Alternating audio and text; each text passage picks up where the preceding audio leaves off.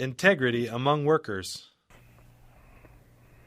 The helpers at the sanitarium should not feel at liberty to appropriate to their own use articles of food provided for the patients.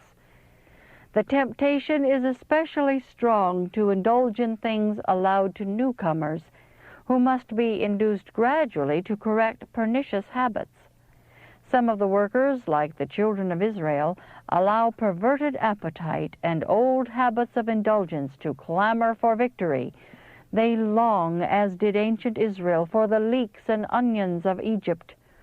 All connected with this institution should strictly adhere to the laws of life and health, and thus give no countenance by their example to the wrong habits of others, which have made it necessary for them to come to the sanitarium for relief. Employees have no right to help themselves to crackers, nuts, raisins, dates, sugar, oranges, or fruit of any kind. For in the first place, in eating these things between meals, as is generally done, they are injuring the digestive organs. No food should pass the lips between the regular meals. Again, those who partake of these things are taking that which is not theirs. Temptation is continually before them to taste the food which they are handling, and here is an excellent opportunity for them to gain control of the appetite, but food seems to be very abundant, and they forget that it all represents so much money value. One and another thoughtlessly indulge the habit of tasting and helping themselves until they fancy that there is no real sin in the practice. All should beware of cherishing this view of the matter, for conscience is thus losing its sensitiveness. One may reason, the little I have taken does not to amount to much. But the question comes home, did the smallness of the amount lessen the sin of the act? Again, the little which one person takes may not amount to much. But when 5 act on the same plan, 5 littles are taken, and then 10, 20, or even more may presume in the same way, until every day the workers may, to their own injury, appropriate many littles that they have no right to touch. Many littles make much in the end. But the greatest loss is sustained by the ones who digress, for they are violating the principles of right and learning to look upon transgression in small matters as no transgression at all. They forget the words of Christ, "He that is faithful in that which is least is faithful also in much. And he that is unjust in the least is unjust also in much." Luke 16:10. When an effort is made to correct these practices, it is generally received as an evidence of stinginess on the part of the managers. And some will make no change, but go on hardening the conscience until it becomes seared as with a hot iron.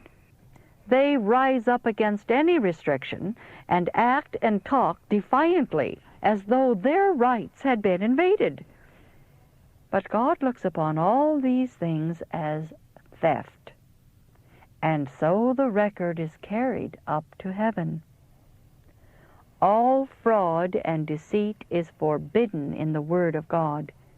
Direct theft and outright falsehood are not sins into which persons of respectability are in danger of falling. It is transgression in the little things that first leads the soul away from God. By their one sin in partaking of the forbidden fruit, Adam and Eve opened the floodgates of woe upon the world. Some may regard that transgression as a very little thing, but we see that its consequences were anything but small. The angels in heaven have a wider and more elevated sphere of action than we. But right with them and right with us are one and the same thing. The managers of the sanitarium are not actuated by a mean, penurious spirit in reproving the wrongs that have been mentioned and requiring what is due to such an institution. It is no stepping down from proper dignity to guard the interests of the sanitarium in these matters. Officers who are faithful themselves naturally look for faithfulness in others. Strict integrity should govern the dealings of the managers and should be enforced upon all who labor under their direction. Men of principle need not the restriction of locks and keys. They do not need to be watched and guarded. They will deal truly and honorably at all times, alone, with no eye upon them, as well as in public. They will not bring a stain upon their souls for any amount of gain or selfish advantage. They scorn a mean act. Although no one else might know it, they would know it themselves, and this would destroy their self-respect.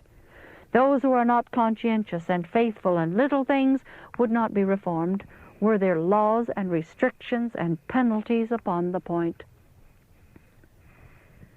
Those who do not overcome in little things will have no moral power to withstand greater temptations. All who seek to make honesty the ruling principle in the daily business of life will need to be on their guard that they covet no man's silver or gold or apparel. While they are content with convenient food and clothing, it will be found an easy matter to keep the heart and hands from the defilement of covetousness and dishonesty.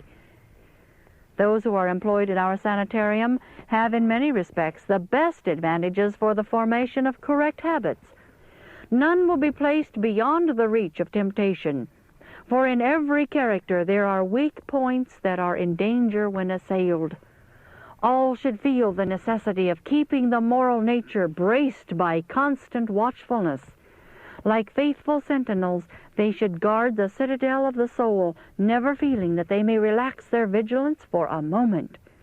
In earnest prayer and living faith is their only safety. Those who begin to be careless of their steps will find that before they are aware of it, their feet are entangled in a web from which it is impossible for them to extricate themselves. It should be a fixed principle, with all to be truthful and honest, whether they are rich or poor, whether they have friends or are left alone. Come what will, they should resolve in the strength of God that no influence shall lead them to commit the least wrong act.